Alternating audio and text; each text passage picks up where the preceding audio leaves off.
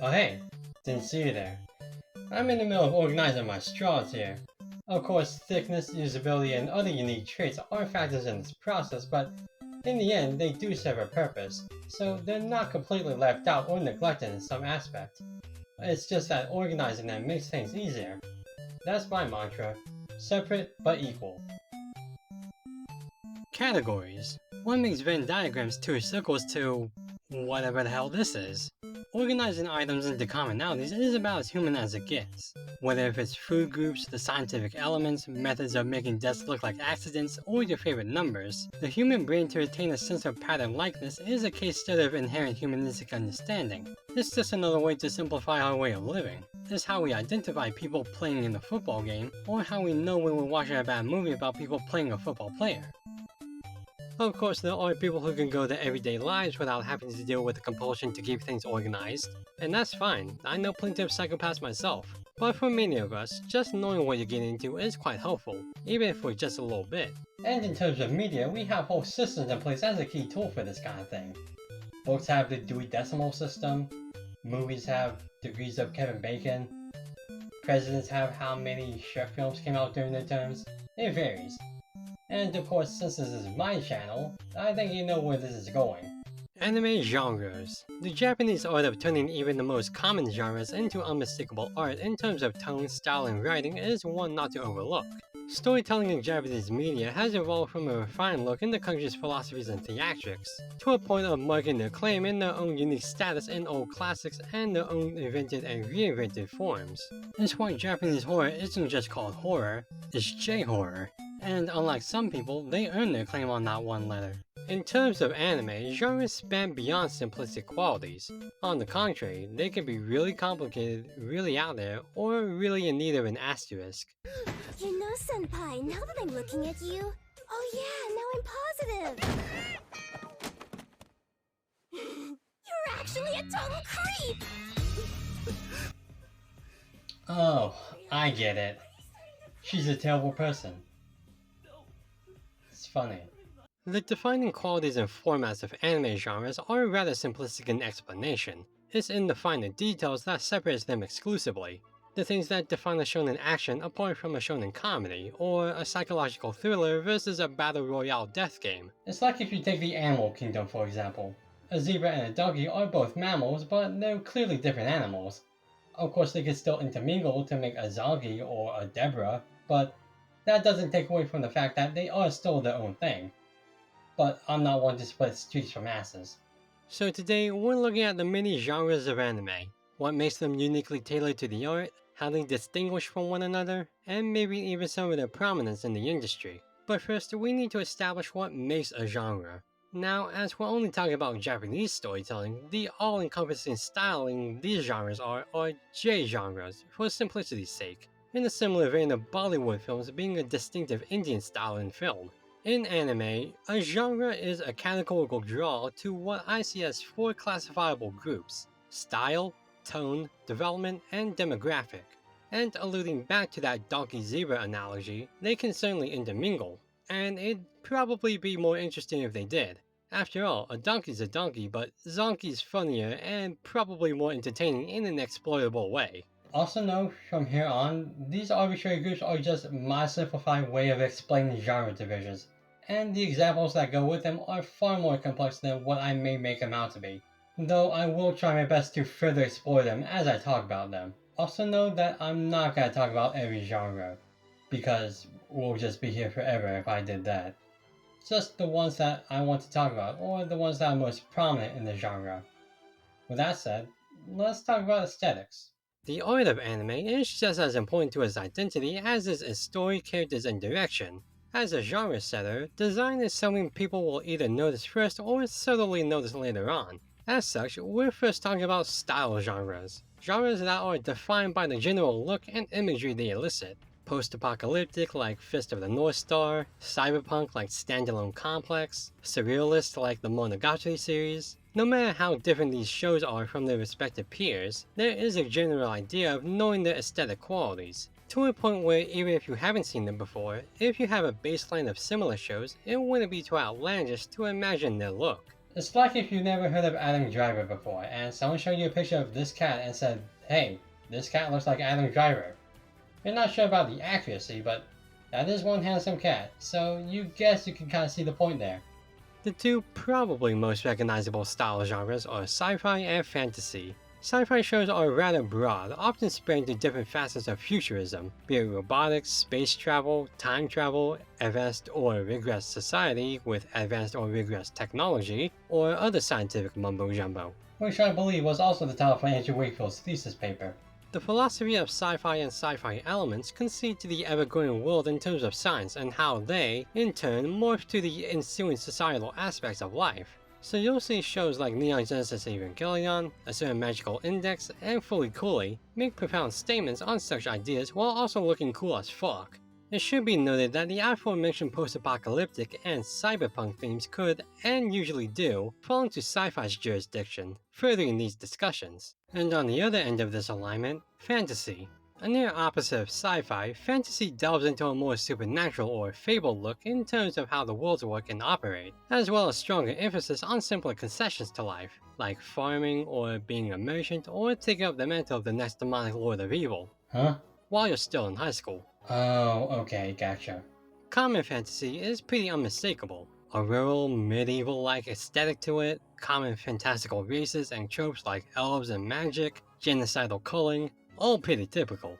But fantasy itself, like sci-fi, does expand beyond those traits. After all, fantasy simply means a creation of imagination, usually of the strange. So really anything can be fantasy. Like my made-up sun? Yes. Like my nutritious pasta recipe? Definitely yes. Hollow? Sadly. She's real to me. The best identifier of fantasy is the step beyond reality, nearly otherworldly. From Attack on Titan's monsters, which I forget the name of, to Fate's entire existence, to Violet Evergarden's smooth flow of bureaucracy. It's with this distinction that, as a style, fantasy is just about everywhere, and is incorporated creatively a good chunk of that time. I won't pretend that it's always fresh or niche, but at the very least, it's always recognizable to a fault. That's why the more commonplace tropes don't have to be as explored as in depth, because they already fill a preceded role. I mean, think about it. These all look like the same freaking place. But when the outside has already been diagnosed, let's take a look on the inside. Alexander Graham Bell. Tone, or the thematic juxtaposition to the style, is the next genre group to look at. What sets it apart is the feeling they tend to directly evoke, rather than have a set expression and appearances, though they do often go hand in hand. Whereas you could either funk of Panthea's Stalking is the subsequent comedy in said iFunk that pulled you into the absurdity of its story.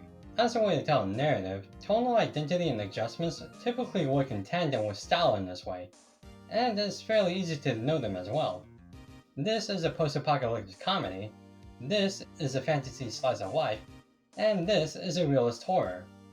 But overall, it's the emotional tether tying the story to the attention of the audience that's the deciding factor for these genres. The most common are drama and comedy, so we're gonna talk about the others first. Horror stories are a subset of drama, typically ID'd by the grotesque, inhumane imagery of crimes against man and nature beyond sane comprehension. Ah, so that asterisk did mean something. Horror's elicitation of fear, paired similarly with thriller's inclination for suspense, psychological's tendency of anxiety, and existentialism's leaning for all of the above, mingles these stirred feelings into a potentially thoughtful, impressionable experience. Made in Abyss is a fair example of these models. You could say something similar to the effect of mystery.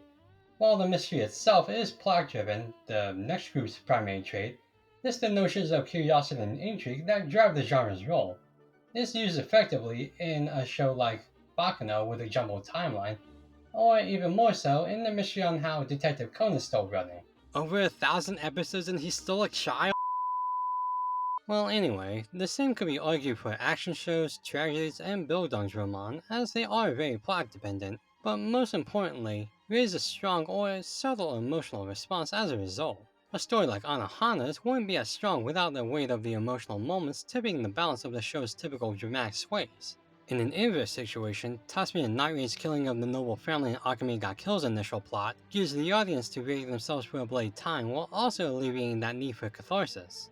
Look, I know it's technically not a good show, but it is a guilty pleasure of mine, okay? Plus, the meme potential has to count for something. So, do you want the job or not? Job? Where? Ever heard of prostitution? Can I stab people with prostitution? You can do it with your penis! Slice of life is another big one. Despite its usual smaller stories, the humble slice of life genre is, to simply put, the nothing genre. Not in that nothing happens, but it feels like nothing happens. These shows tend to operate more on the serene feelings of going about day-to-day life, with small-scale events made to feel impactful in the character's development or playing on the audience's own feelings of connection via nostalgia or relatability. You'll have episodes of making a school festival, or going shopping, or getting sick, and that's it. Nothing complicated because it's just the characters and how they interact with whatever they're given, much like how normal life is. They're more contained within the environments of the show because sometimes the influence of the world around you is a big enough draw. And ironically, by not having these grandiose battles or heart-wrenching dramatic moments, Slice of Life poises itself as a deeper look into simple life, even when it's not trying. And with drama, comedy, and all else drawn out the array of sensations of melancholy, mirth, satisfaction, and all else and beyond, the link of the emotional grasp of humans' instinct to generalize these arts into their unique distinctions fits the grouping's meaning exactly. We put them in groups to rationalize rather irrational concepts, emotions, and when broken down to easier to understand constructs, it makes both the purpose of the genres tighter and the pros of their evolution and histories more enduring. And a more concrete example of this is like me splitting the emotional bank between my made-up son and Hollow. Both divvy up my care and attention through their own unique means, but ultimately, it's me that justifies the time I spend with them. I mean, one of them has been with me through thick and thin and gives me comfort, and the other is an incorporeal concept. So, son, what have you been up to? This is why I'm gonna leave everything to Hollow. Well, while he's doing that, let's talk about development genres. Genres dependent on the story itself. And I say that more as an emphasis on the story as a whole, as it also includes settings like school anime, items like mecha, people like idol, or yeah, the story, like sports anime or adventure anime. So yeah, this is probably the largest category to talk in depth about, as it's not just numerous and more common tropes for anime, but a lot of them are very anime heavy, if not just the complete market. Let's just pick a random one here. I have no idea what this is. Romance anime. A simple plotline to exploit. Just a boy and a girl. Or a boy and a robot. Or a boy and a snake lady. Or a boy and his two sisters. Where was I going with this? Shipping wars. Oh, right. Romance anime are very much a tonal thing, as they do provide a sensibility of joy, disgust, and depression, especially if you watch for the escapism. But I argue they are more of a plot thing, as their form most typically centered on the relations of characters. And of course, there's the variety that comes with the territory of new sexual explorations. Yeah, there's no joke that I could read that wouldn't get me crucified by the internet. Of course, you have standard flavors like vanilla, spicy, and citrus, but there's also shows that pivot closer to the anime side of things. I guess we've reached a point in humanity where our computer creations and our likeness makes us want to bone them, because bam, showbits. Or the fact that we'll likely never reach the scientific achievements for animal-eared girls in our lifetime, so we can only fantasize on shows like Cat Planet Cuties. Don't worry, I'm hurting too. There's monsters, demons, gods, X-Men, mermaids, dinosaurs, sociopaths, soda cans, family members, and whole groups. And probably even weirder stuff out there. You get the point. People need an emotional ejaculation, and they see that in the romance genre. And we'll talk about that last one on the list later. Let's talk about the environment.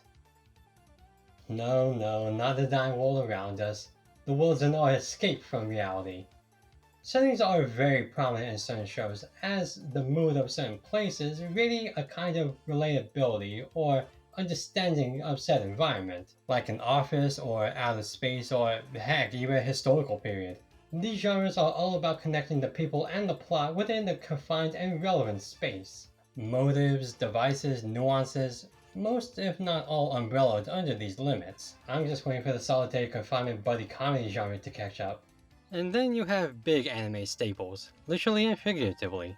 Mech anime are all about one thing. That's right, politics. Oh yeah, and GFRs too. The evolution of mech anime from a marketability standpoint to a more nuanced look into militaristic, political, and spiritual power, much as one of the prevailing narratives revisited in anime investment, from Gundam to Code Geass to Gridman. While it could be cynical to talk about how these very financially successful shows are also part of a capitalist clockwork they critique, I think there is some merit to why they re-emerge in the social consciousness, beyond just excellent character design or giant fucking robots. On a smaller scale in terms of story, but definitely not in reach, idol anime also hit that point of being very marketable while also holding a semblance of nuance to why they're so successful. It's definitely a character thing, but there's also the variety of persons to like or get attached to, emotions in the music, the story they go through to achieve that level of artistry, and even a fascination in semi-celeb culture. People can go wild for idols, and for cartoon idols, they can go from wild to full-on caveman. But even if I talk about the wide world of idol anime for the rest of the video, there's another genre that even I can't ignore. Have you ever felt the impending doom of an encroaching life could only be cured by abandoning your current duties to live an equally stressful one in another world by way of vehicular manslaughter? I wasn't thinking about that. I was just thinking what I got myself into when I started the script. What if I threw a cute girl into the mix? Where's the nearest highway? Isekai are shows about the characters being pulled from their respective original worlds to a new one where they'll thrive. Isekai simply means another world, but it's more of the trope and the travel between the two or more that defines it. So a show like Danmachi may seem like a typical isekai, but it actually isn't. It's a pure fantasy because it only takes place in that one world. Isekai anime are just about everywhere. Isekai is so expansive, it attaches itself to just about all other genres to leash off their life forces. Virtual isekai, SAO and Log Horizon for two examples. Military isekai, Gate opens that possibility. Horror isekai, there's a whole party celebrating that duo. There's such a saturation of them that they have to make up new gimmicks to be unique. Keeping a smartphone, making a pharmacy, reading books like a nerd, working a minimum wage job, and at least two of those are actually somewhat entertaining. And if you're a typical anime watcher, then you probably have one of two modes about the genre. You either avoid it like a self-aware MC flag breaker, or you jump right into it like you're waiting for that sweet embrace of Chuck Death. I myself can get into both modes depending on what show it is, but man, switching between the two moods, with how many there are out there, would certainly get my money's worth out of the mental institute. Isekai's the double-edged sword of anime genres. The sheer amount, variety, and sometimes plain creativity, as well as fun setups, have made them very Japanese-centric, even though the concept itself isn't exclusive to them. But on the other hand, their oversaturation in the medium lends itself to reused plot devices and cliches that aren't helped by the feeling of nothing new or enticing happening most of the time. By all means, isekai is a pillar in anime that sometimes overreaches. But with that, we've reached the last group, demographics. Okay, so this one's complicated. The demographics group is about demographics. I know, shocking. Yeah, if you haven't guessed, I saved this one for last because it's the one that doesn't really require deep analysis. What do boys like? Superpowers, punching, and girls. What do girls like? Romance, magic, and girls. Probably. I don't know. These genres are especially easy to pinpoint as they're pretty straightforward too. Shonen, shoujo, seinen, josei. Of course, there's a lot more to them than just literal translations, as the Japanese outlook of these demographics are radically different from the more Western counterparts, but there is a general understanding that the meaning of these genres are to establish a certain audience. And that's not to say that a grown woman can't enjoy a shonen, or a guy like me can't watch a josei and be kind of invested in it. It's more of a guide.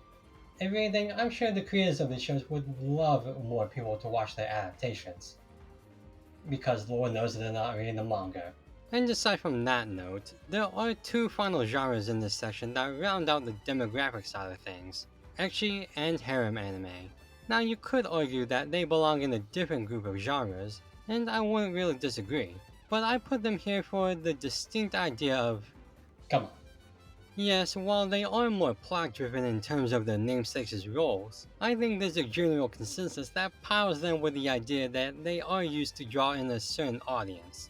Ecchi, being the more risque and sensual genre, appeals to the primal unga bunga parts of the otaku mind, while the illusion of selection in harem anime also functions as a substituting need for overcompensated love for said otaku. And it's because of this, ecchi and harem anime really cemented themselves into the anime genre pantheon, as the subsequent shows that reach that stature have influenced the ways of telling stories for years to come. So I wouldn't discount the genre's purely out degeneracy, as it's the degeneracy that pushes an unga bunga wheel in the industry. And that is an abridged sum up of some of anime genres. Whether you agree or disagree with how I put them, that doesn't detract from how helpful the genres themselves are in integrating the focal designs of how they take up the mantles. Whether if it's a sports drama, a workspace comedy, a horror romance, or a swashbuckling mech adventure, their separations by human resourcefulness homes onto a single idealism, because the point is, they interconnect through the thing that makes the act of division meaningful, the illicit thought.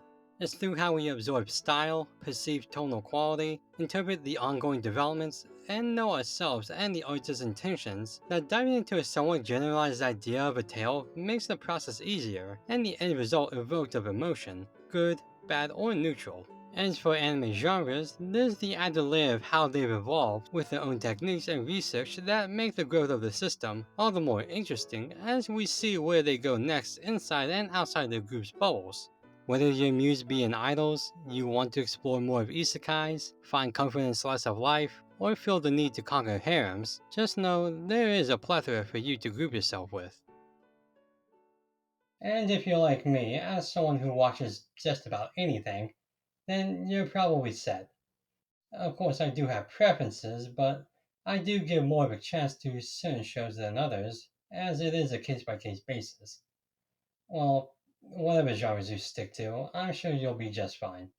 After all, they are your choices. But now, if you'll excuse me, I have to get back to organizing these. And, well, this is the final one. Well, just for fun, let's see what it says for no explicable reason.